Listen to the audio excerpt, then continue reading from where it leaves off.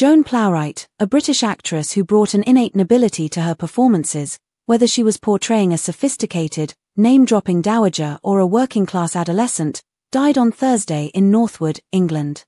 She was 95. Her daughter, Laurence Olivier, claimed she died at Denville Hall, a retirement home for theatrical professionals.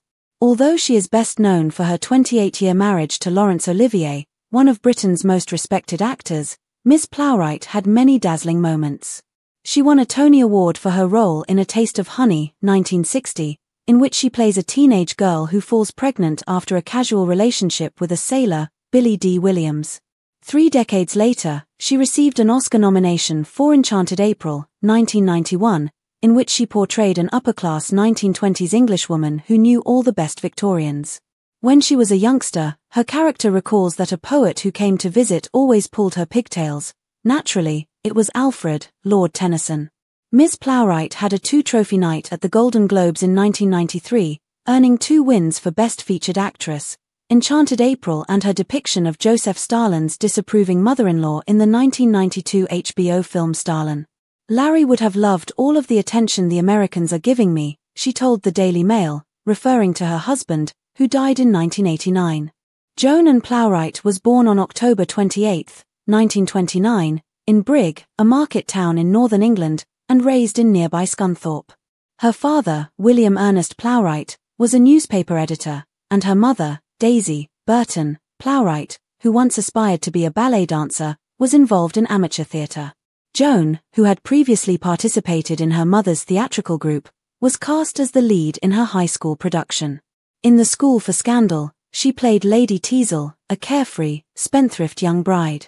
1 year later, in 1948, she made her professional theatrical debut in Croydon, a town in South London. The next year, she was awarded a scholarship to London's Old Vic Theatre School. She auditioned unsuccessfully for Orson Welles' film production of Othello, 1951, but he was impressed and later invited her to be the sole woman in the cast of Moby Dick Rehearsed, which ran in London for 3 weeks in 1955. Parts of the play were videotaped, but the footage has been lost. Her first major triumph on the London stage was as the main character in The Country Wife, 1956, a play about a lustful newlywed who realizes she likes city life for a variety of delightful reasons. When Olivier saw the play, he approached her backstage to introduce himself and praise her. 2 years later, they shared the stage in John Osborne's comedic drama The Entertainer, playing a filthy song and dance man and his sympathetic daughter. Olivier was 22 years her senior. Ms. Plowright had an old neighbour from Scunthorpe named Osborne, London's hot new angry young man dramatist.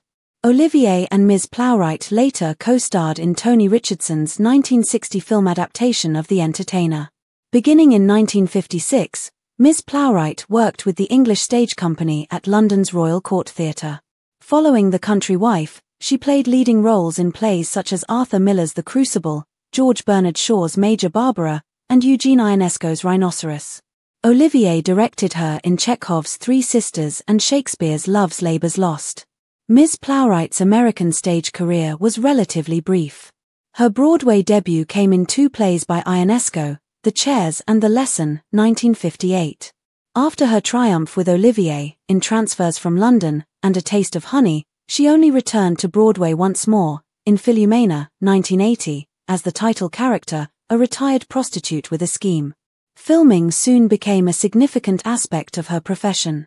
Her first film was Time Without Pity, a 1957 drama. In Peter Shaffer's drama Equus, 1977, about an emotionally unstable teenager who blinds a stable full of horses, she played the boy's anguished religious mother. In The Dressmaker, 1988, she portrayed a prim and proper seamstress in wartime Liverpool. Following Olivier's death, Ms. Plowright increased her work schedule and produced 30 films in the 1990s and 2000s, not including television pictures, many of which were Shakespeare and Chekhov adaptations.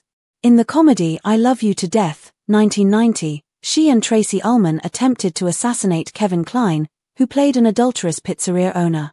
Ms. Plowright starred in Tea with Mussolini, 1999, a film about an expat in 1930s Florence whose comfortable ladies-who-lunch routine is shattered when fascists take control. In Mrs. Palfrey at the Claremont, 2005, She played a widow striving to establish a new, independent life, while a young writer, Rupert Friend, brings her joy by claiming to be her grandson.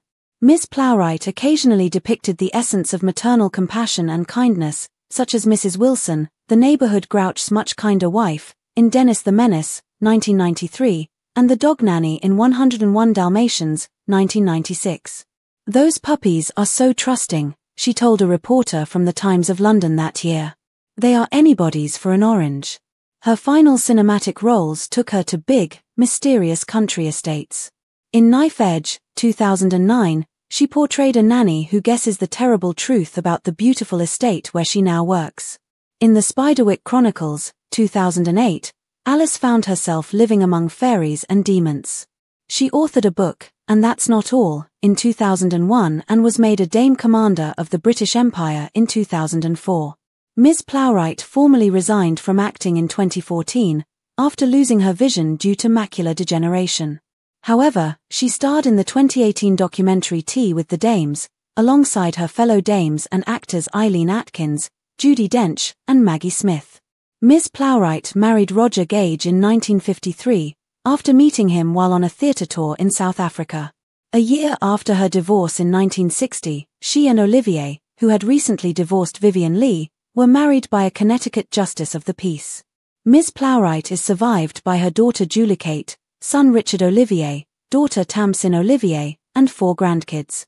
Her younger brother, television producer David, died in 2006. In a 2018 BBC radio interview, Ms. Plowright discussed the coping strategies needed when life is full with loss and restrictions. "It's my turn now, and I will build up the strength to deal with it," she told me. She quoted Max Ehrmann's poem Desiderata, "Be careful and strive to be happy," stating that happiness is something you have to work at, and cited William Butler Yeats on the fascination of things difficult. "It is fascinating," she remarked, "to try to figure out how you can cope."